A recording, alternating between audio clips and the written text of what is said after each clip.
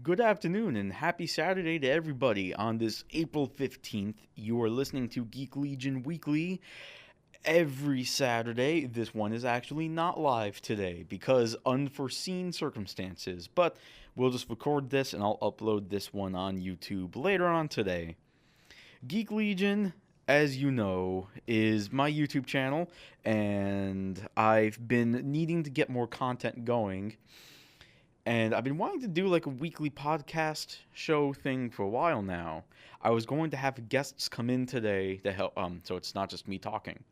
But every guest had to bail. Lots of things going on. So it ended up just being me, and the studio I use to do the show live is actually being used for other people right now. So I'm just gonna record this and then I'll upload it later on. So I was hoping to have some people with some guests and topics. But it's gonna be just me, my boring self, and my iPad. So I got some stuff to talk about. I wish I had a stand for my iPad, so it doesn't keep sliding. But whatever, we'll make do. So the first topic is we need to talk about swatting. Now, swatting, I haven't heard it in the news as much lately. Besides this story, what that is let's say you play a video game on YouTube or Twitch.com and you do a live stream. So you are playing a video game and you have it set up so everyone can watch you play the game live, as you're playing it. Swatting is when someone finds your address or phone number, whatever, and they make a fake call to the police, the FBI, whatever. So I think I'm a little quiet. Let's raise that up just a touch. That should be a little better. Yeah, that looks good. So let's say you're playing a game with guns or there's like a bomb or something.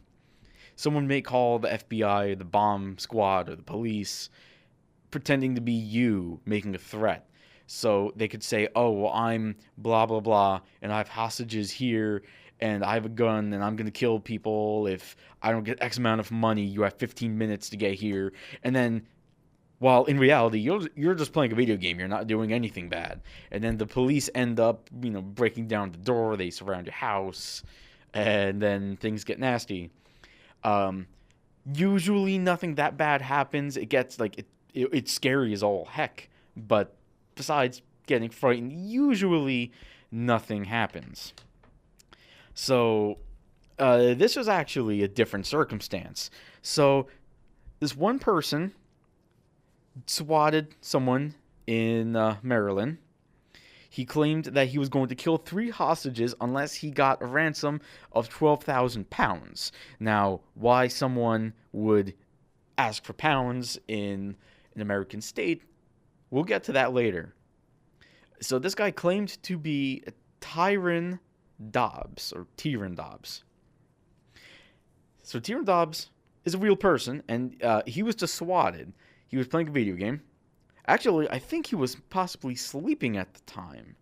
But the point is, he did not have hostages. He was not doing any of that stuff that he was accused of doing. He did not do any of it. So the police or the FBI, whoever that was who got there, let's see, does this article is actually on esportsnewsuk.com. I'll try to put links in the description below. Why is this UK? We'll get to that. So, basically, he wasn't doing anything wrong, but they ended up shooting him with rubber bullets. So he had a broken facial bones and a bruised lung.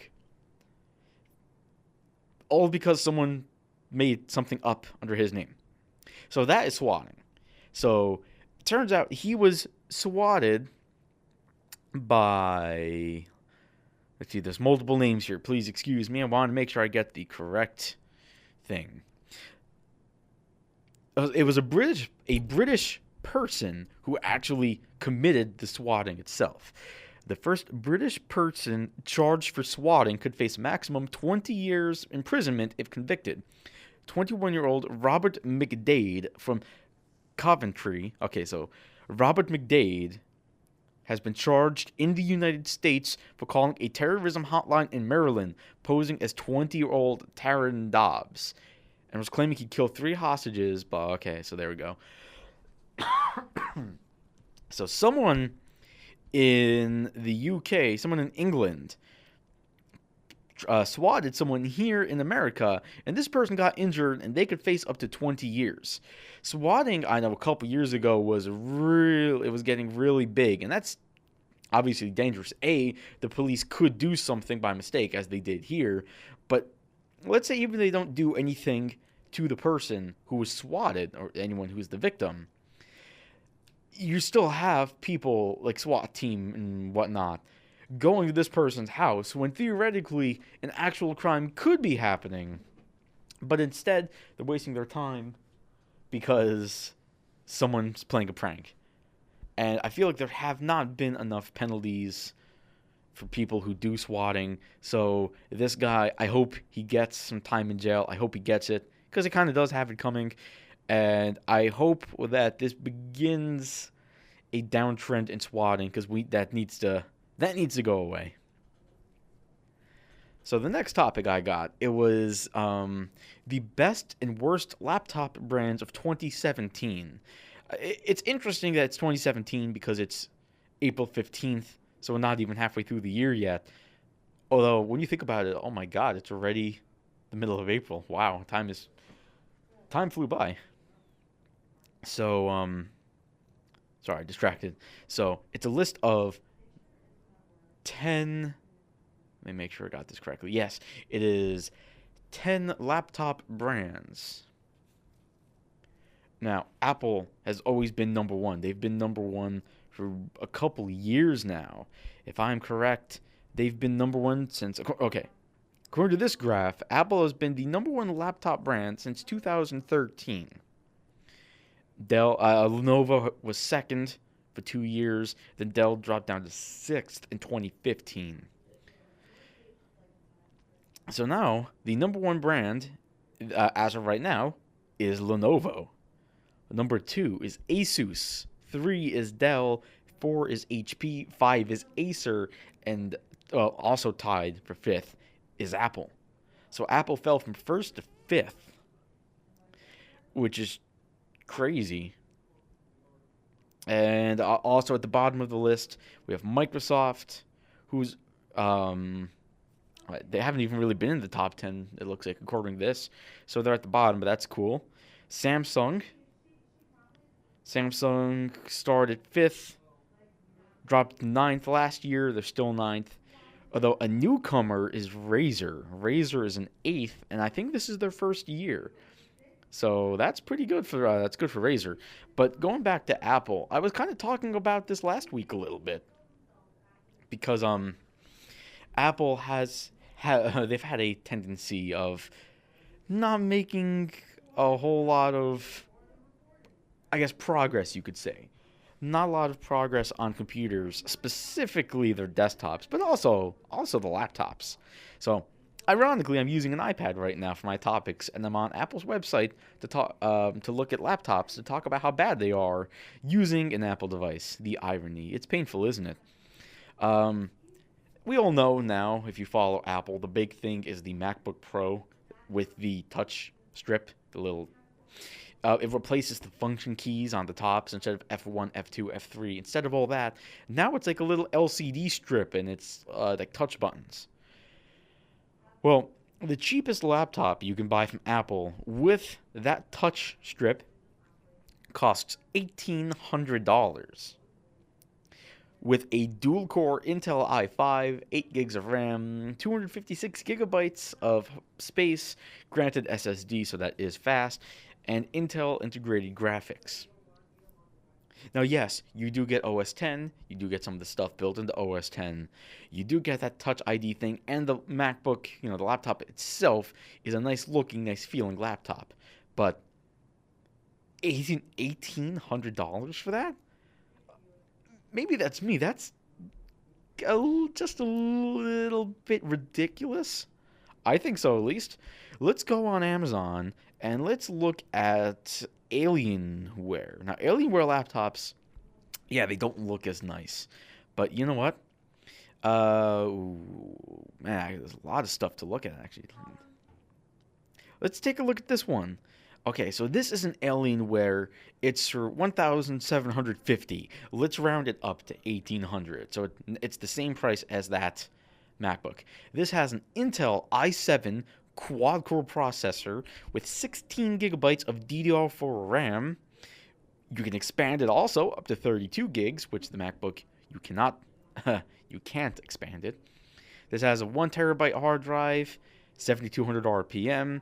So that is not as fast as the SSD that the MacBook Pro has. Although that said, you could just take apart the laptop and change the hard drive yourself. You could change it. You could put in a 2 terabyte SSD if you want to.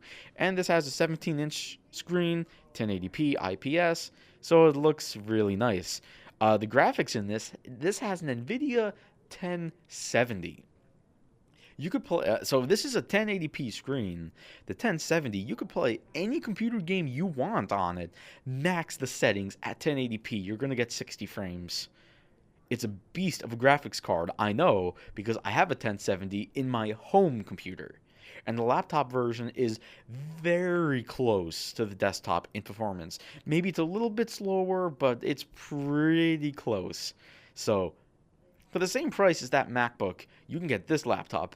Now, yeah, it doesn't look quite as nice, but for me, it's not about so much how the laptop looks.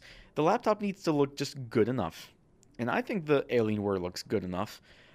Maybe I will get some pictures and put this up on the screen since it's going up on YouTube. So maybe I'll, yeah, you know what? I'll probably do that. I'll get some pictures of the laptop and I'll throw it up there. And I do see they do have a version that comes with the 1 terabyte hard drive and a 256 gigabyte SSD, which apparently is being sold for less. Oh, right. Okay. So you have variations. You can get one with a 1 terabyte hard drive and a 256 gigabyte SSD with 8 gigs of RAM, which again is upgradable. Excuse me. Upgradable all the way to 32 gigs. And this has an NVIDIA 1060, which is not as strong, but still very strong. Blows away Intel integrated graphics. You get an $1,800 laptop, and this one costs you $1,600. You have a lot of options, and you have a lot of options outside of Apple, and I think a lot of them are better. Now let's go to Dell's website and see what we can make. Again, I'll see if I can get a picture of this or maybe link it and put it in the video and in the description so you can see this. But let's say you don't want the whole gamer laptop thing like Alienware MSI with crazy RGB keyboards and whatnot. Dell, they do make a good laptop, the Dell XPS. Now, it looks like I may be having some internet problems, which if that's the case, then yeah, it looks like the internet may not be working here now. So if that's the case, here's what I'll do. I know that the you can get some awesome Dell XPS laptops that blow away the Apple laptops, and it costs less. So I will get a picture of some different different MacBooks with prices, and then I'll build some laptops on Dell's website, and then I'll let you decide what's the better deal. Although I'm pretty positive we're all going to agree that the Dell is a more interesting choice. Apple computers have their place. I just don't like the fact that they're called, MacBook Pro, when there's nothing really that pro about them. Okay, so the next topic is, let's see. I got multiple topics, actually. Let's talk about, this one's going to be brief. So, under President Obama, and we had net neutrality laws that got passed. The FCC commissioner was, I believe his name was Tom Wheeler. So Tom Wheeler put in laws into place for net neutrality. So basically, net neutrality keeps companies in check. We have online protections, and it's supposed to be fair competition. So if I wanted to make my own video streaming service, I would be able to compete with Verizon Fios or Comcast Xfinity, or Netflix for that. That's why net neutrality is good. You're paying for the internet. You should be able to use the internet how you want to do it, as long as you're not doing anything illegal. So, under the Trump administration, we have new people running the FCC who are pulling back on net neutrality laws. So, here's a good example, actually. A couple of years ago, I forget which year it was, I think it was 2014, maybe 13. If you had Comcast and Netflix, at one point there was, I think, a contract dispute or something. Basically, Comcast was saying, hey, Netflix, you're using a lot of our bandwidth, and you need to pay us extra.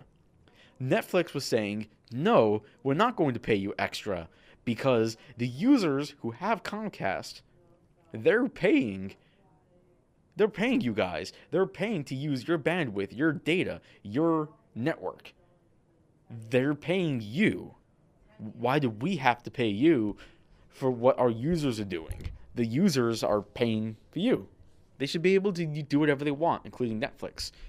So what Comcast did, obviously, because Comcast is a terrible company, they slowed down people's connection and quality of streaming if you're using Comcast for Netflix. So you're on Comcast, you load up Netflix, and it would take forever to load. It would take forever for the quality of a stream to go up, if it would even load at all. And people were calling and complaining, and they're like, Netflix, what's going on? This isn't working. Your stream, why am I paying this money if the stream is bad? Well, that wasn't Netflix's fault. That was Comcast, because Comcast was basically saying, well, if you're not going to play by our rules, even though the bullcrap, but still not going to play by our rules, that's fine. We're just going to screw you guys up. And what are you going to do about it? Netflix had to budge, and they started paying Comcast extra money, and then it just magically fixed, and everything worked. That's what net neutrality stops. But now they're trying to take that away. Which, by the way, all that stuff I just said, let's say you were using Comcast and you were trying to stream Netflix and Netflix wasn't working. By the way, you were able to stream video and content using Comcast's Xfinity service. You had absolutely no problems. Well, what do you know? You're trying to use their competition and you had problems, but using Comcast's service itself worked just fine. How convenient. It's almost like they have a fast lane or a slow lane. And again, that's what net neutrality is supposed to do. But under the Trump administration, they are trying to take that away. And a lot of tech companies are actually not happy about that. We have companies such as Facebook, Google, Twitter, Microsoft, and not surprisingly, Netflix. And they all wanted to meet up with the FCC to say, we have to keep these things in check. It's for the best interest of the consumer. Let's see, is there anything else in this article? I mean, I'm briefly running through this article. I should have.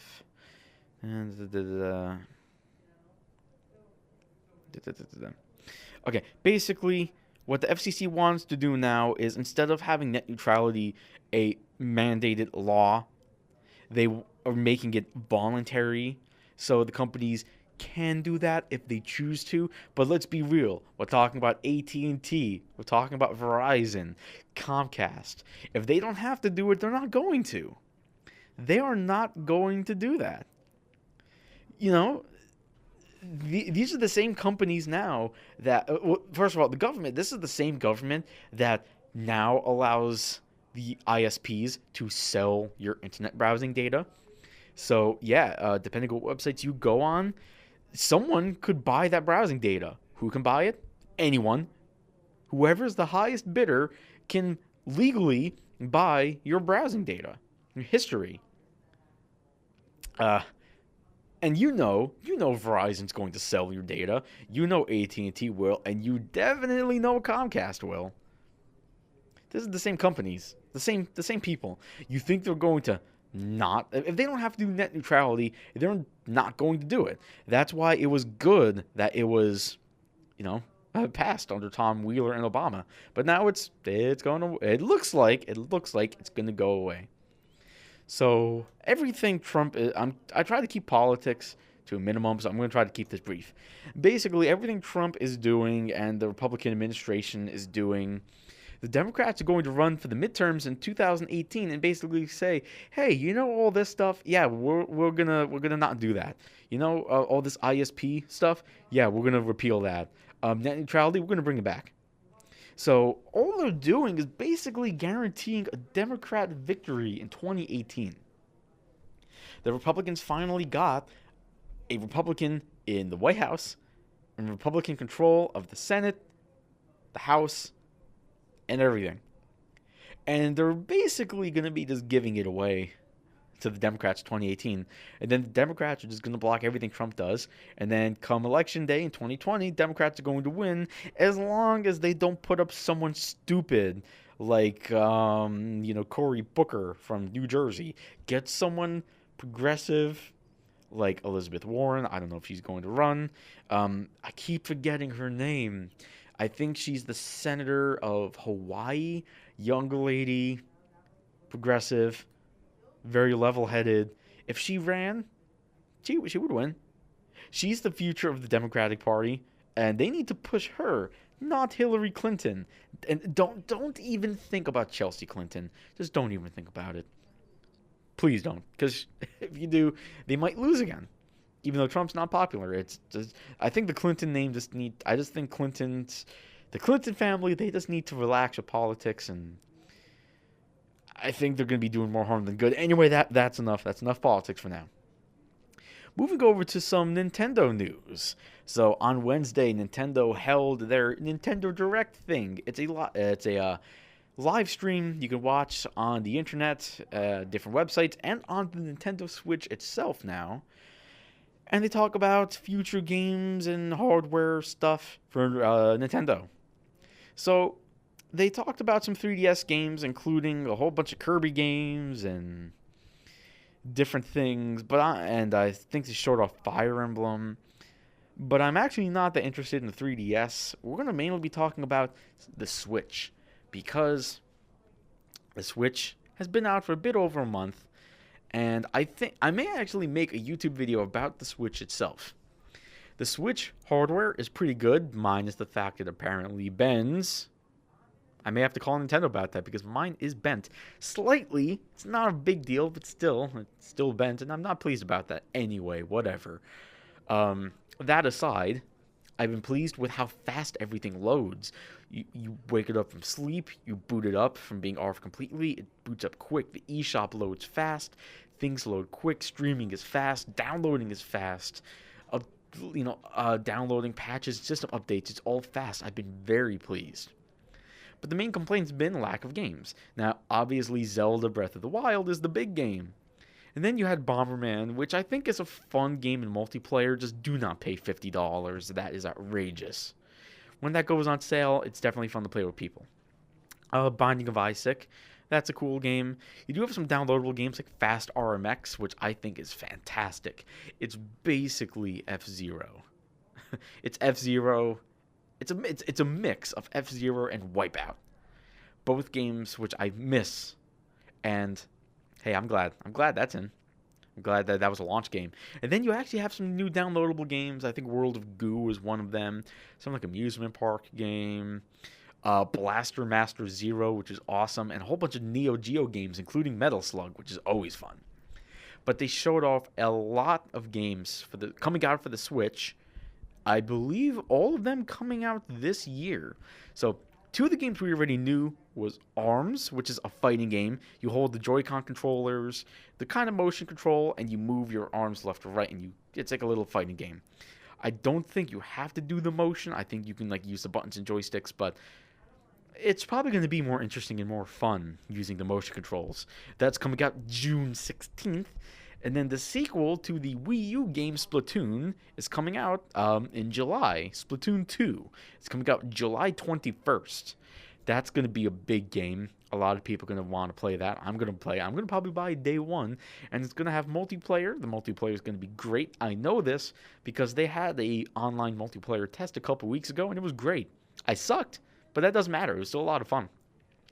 They even are going to have a co-op mode where you and some teammates survive against waves of enemies, kind of like Gears of War does, and I think Mass Effect 3 did that. A couple games do that.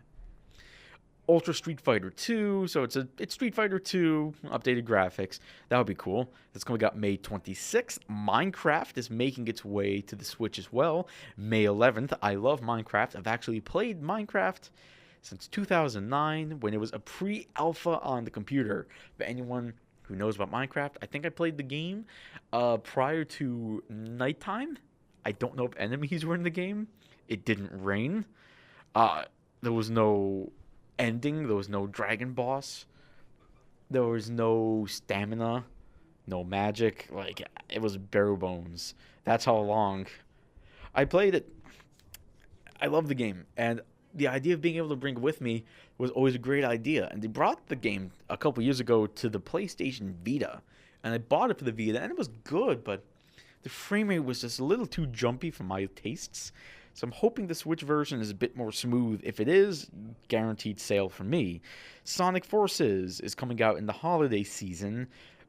We don't know too much about it, but it looks kind of like Sonic Generations, where you may have like 3D Sonic levels and then 2D side-scrolling levels. There's going to be a third character. We don't know who it is yet. And then Sonic Mania, which is coming out sometime in the summer, and I'm actually more interested in this one. It's basically another 2D Sonic game that looks like the Sega Genesis ones, just with some slight updated things. It does not look like Sonic 4 that came out in like 2009 or 2010, whenever that came out. The game that looked kind of weird and didn't play too good. Yeah, this looks like it's going to play like the Genesis games, which hopefully it does. And it has some cool little, they brought back some fan favorite levels. I think I saw Chemical Plant Zone, I think. That's going to be a lot of fun. Now, this is one game, I don't know anything really about it. It's called Fate Extella, coming out in July. Then you also have Disgaea 5, which is an awesome puzzle game. It's not a puzzle game. It is an awesome, like, Japanese, wacky, turn-based strategy game. Now, I'm bringing these two games up because games like Disgaea and this Fate Extella thing, these are typically games you only see on PlayStation. Because the PlayStation has a lot of, like, wacky Japanese exclusives. You know, they may be on Steam as well, but the only console to really play them is PlayStation. Nintendo didn't really get them, and Xbox definitely doesn't get them. So it's interesting to see the Switch get not one but two of these, because that means maybe the Switch is going to actually have some more third-party support, which is awesome. That's what it needs. Puyo Puyo Tetris. It's a mix-up of a Puyo Puyo Pop game, which is basically Tetris, and Tetris. I think it's either out now or it's going to be coming out later this month. There's a demo you can download and play. It's going to be cool. Coming out in the fall is Monopoly. Not much else to say. Monopoly, that'll be fun to play with people. I believe Skyrim also comes out in the fall. Payday 2, which was kind of a surprise. That was a popular PS3, 360, and Steam game. It was a heavy co-op game. That's coming out for the Switch, and depending how that turns out, that could be a lot of fun. I never actually played Payday. I just watched people play it on YouTube and Twitch, and it looks like it would be fun. I was late to the show, and not many friends I have now actually play the. Actually, none of them play the game. So if the Switch version's good, if any of them buy it, I may pick it up because that seems like a game you want to play with people. And if people play it, cool, and you can bring it with you. The last actual story I got, this one's just funny. Burger King made I think it was a 15-second commercial, maybe 30-second commercial, and talking about their different disgusting foods and Whoppers and whatnot. And at the end, they ended the commercial by saying, let me see if I can find a quote. Well, basically, at the end of the commercial, it just says, okay, Google. I think it says, okay, Google, what's a Whopper? And that's how the commercial would end. Because the idea is anything you have that runs Android, such as any of like the home devices or I guess some phones or whatnot, Google Homes, it would activate them and it would load up the Whopper Wikipedia page. And yes, the Whopper sandwich does have a It does have a Wikipedia page. So for a lot of these home automation things, you don't have screens. So if you load a Wikipedia page on, it's going to read the page to you. So people started noticing this, and they immediately went to editing the page, which makes me proud. I expect no less from the internet, and they definitely did not let us down with this.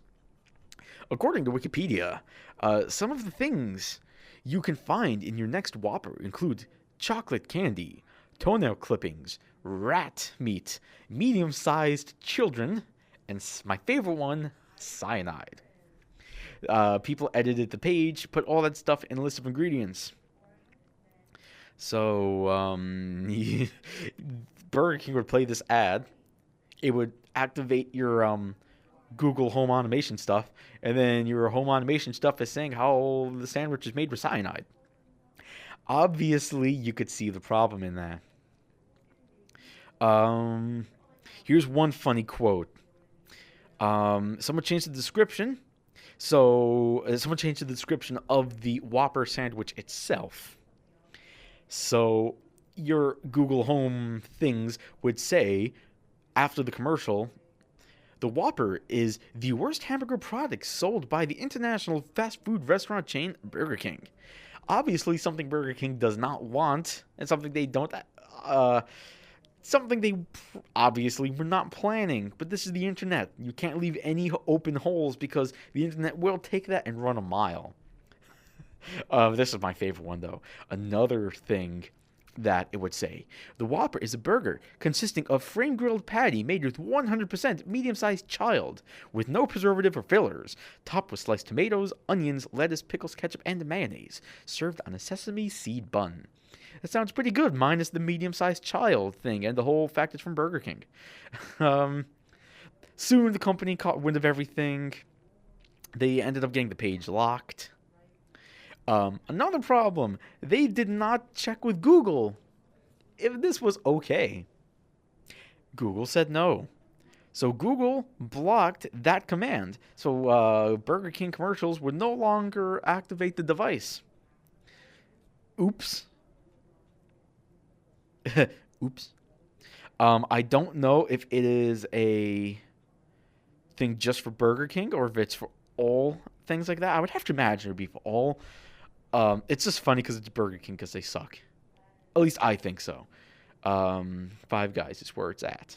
Let's be real. And Wendy's. Wendy's is pretty good. That's all the stories I got for now. But I do still want to briefly just talk about some things. Going into video games for a little bit.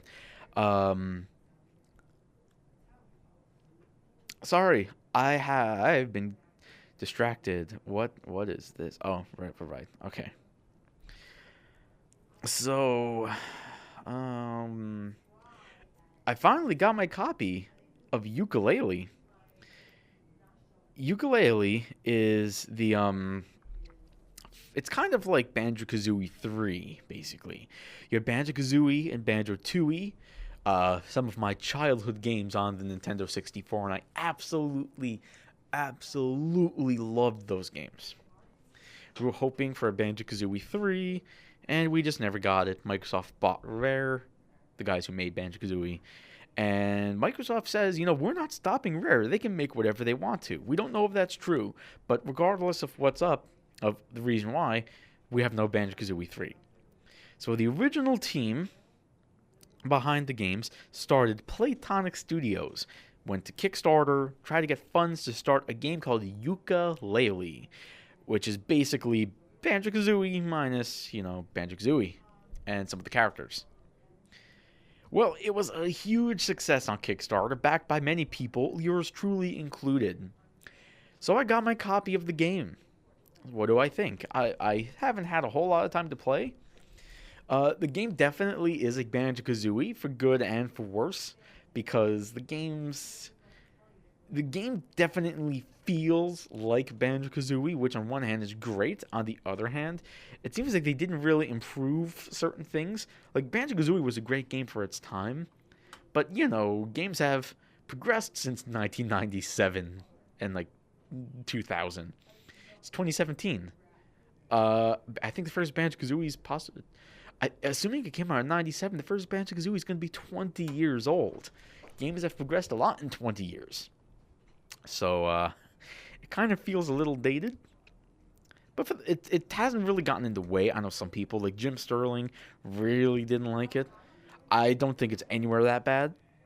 But I can definitely see some of the stuff he was talking about. But you signed up. If you backed the game on Kickstarter, like I did, you knew what you were signing up for. You signed up for it. So I'm not really surprised. It was pretty good though. Another game I got that was on sale, and I'm going to also make a YouTube video about this, is actually Titanfall 2.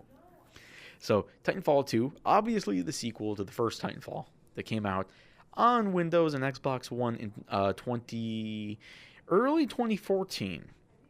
Now, I got into the Titanfall show a little late. Sorry about that. I thought someone was trying to get my attention. So I got into the Titanfall thing a little late. I think someone's trying to get my attention. Got into the thing a little late. Right. So basically, Titanfall 2 came out in between the releases of Battlefield 1 and Call of Duty Infinite Warfare. Did not sell well.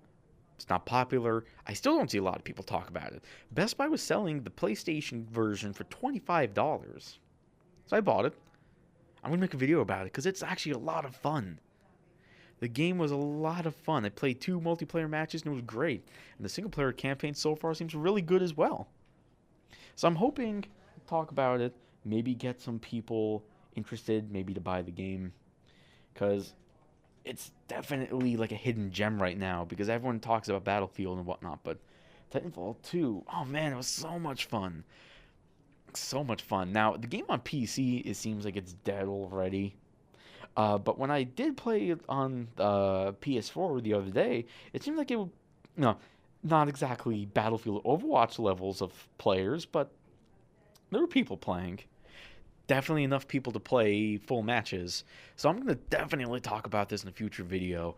I just wanted to say, if anyone was curious about Titanfall 2, definitely get it.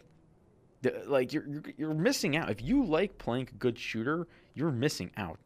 Before I get going, though, let's look up on Amazon. Titanfall 2. Amazon is selling it. I think the Xbox One version may have sold out, which is a good sign. The PlayStation 4 version is being sold for $23.97.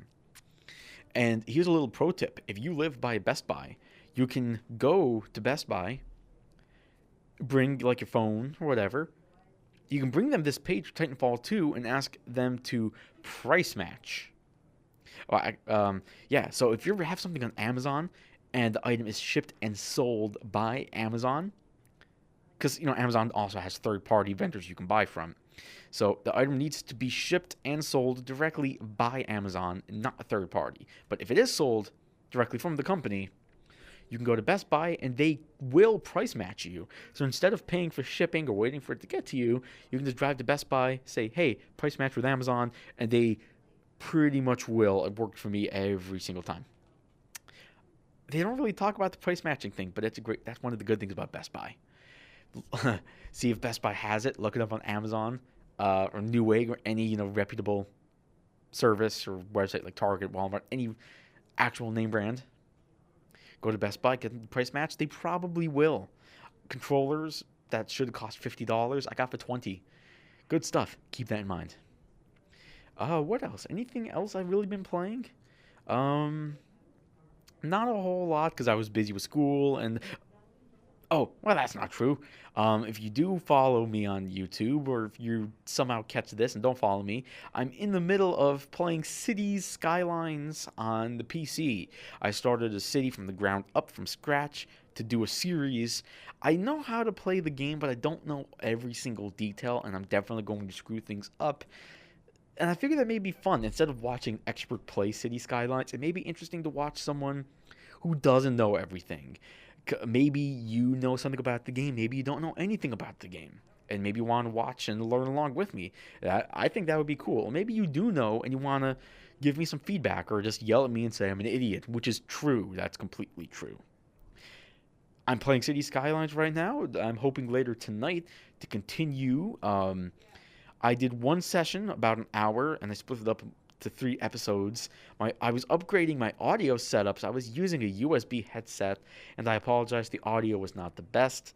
Now I have my mixer, I have everything set up, and I'm going to stop by Guitar Center to buy an Audio-Technica AT2020. I'm going to do that when I'm done with this show in a couple minutes. After I buy lunch, of course, because I am starving. Lots of food places around here. I may stop by Five Guys because it is superior to Burger King in every way. Anyway, good stuff, good stuff. I will ask you to watch that. City Skylines, new episodes will be coming out soon with good audio and better looking video. I'm going to do also videos on Titanfall 2, the Wii U, maybe the original Xbox. So my YouTube channel, I'm going to be going full steam ahead. What else? That's all the topics I got, and I think someone else needs to use this studio. So, ooh, I bumped the microphone. How silly of me. Anyway, that's all the time we got for now. I will see you guys next time. Enjoy the rest of your Saturday.